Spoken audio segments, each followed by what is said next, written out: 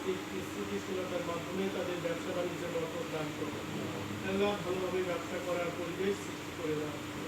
আল্লাহ আমাদের সকল বিনিয়োগ গ্রাহক আমাদের আল্লাহ প্রত্যেকের অর্থনৈতিক সমৃদ্ধি দান করো, সকলের মানসিক সুস্থতা দান করো, শারীরিক সুস্থতা দান করো। মাবুদ আল্লাহ তুমি আমাদেরকে সকল প্রকার অপরাধ থেকে মুক্ত থেকে আল্লাহ দেশ এবং জাতির কল্যাণে যেন আমরা কাজ করতে পারি তুমি আমাদেরকে কবুল করো।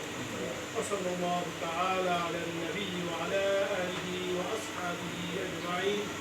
سبحان ربك رب العزة عما يصفون وسلام على المرسلين والحمد لله رب العالمين.